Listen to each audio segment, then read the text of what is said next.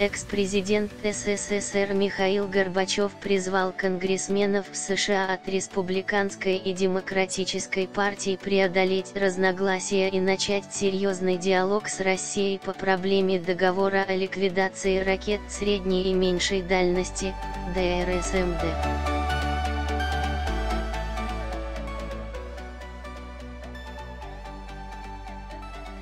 Хочу обратиться к американцам, особенно к членам Конгресса, республиканцам и демократам.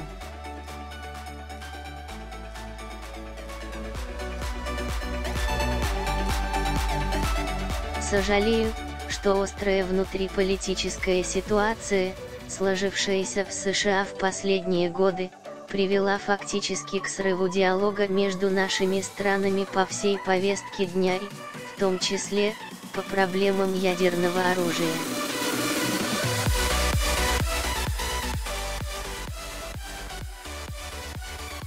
Пора преодолеть межпартийные противоречия и начать серьезный разговор. Уверен, что Россия будет к нему готова, говорится в статье Горбачева, опубликованной в газете «Ведомости».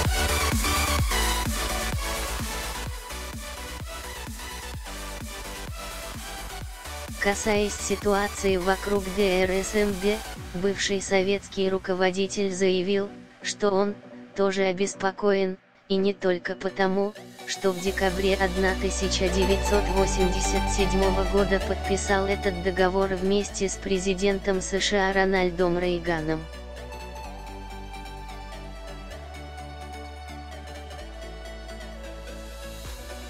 В происходящем я вижу еще одно проявление опасных разрушительных тенденций в мировой политике, написал Горбачев.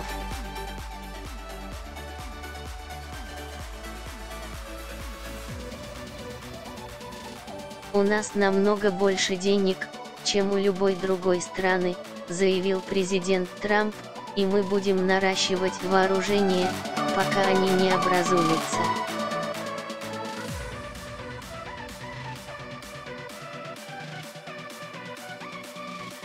Надо полагать, для того, чтобы диктовать миру свою волю, а для чего же еще? Пишет Горбачев и добавляет, но это иллюзорная цель, несбыточная надежда.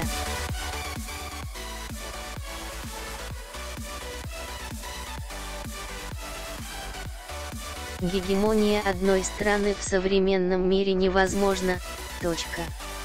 Результатом нынешнего деструктивного поворота будет совсем другое – дестабилизация мировой стратегической ситуации, новая гонка вооружений, всебольшая хаотичность и непредсказуемость мировой политики.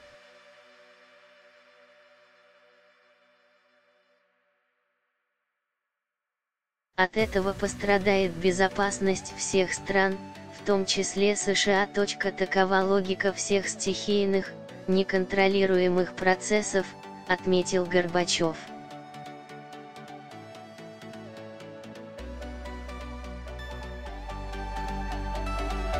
По его мнению, нужны новые идеи, которые помогли бы сдвинуть отношения между Россией и Америкой с мертвой точки, и здесь велика роль экспертного сообщества.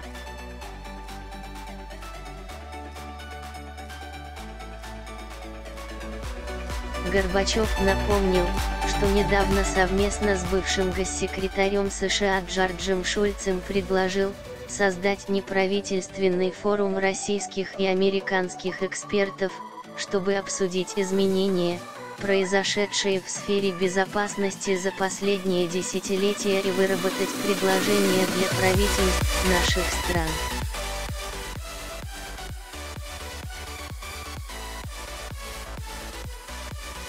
Он считает, что ключ к решению проблем безопасности не в оружии, а в политике.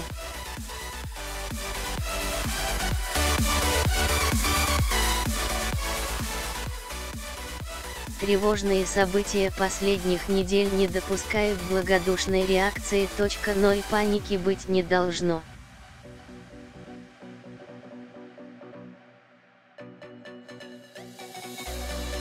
Нужно осмыслить создавшуюся ситуацию и главное, действовать, чтобы не дать миру скатиться в гонку вооружений, конфронтацию, вражду.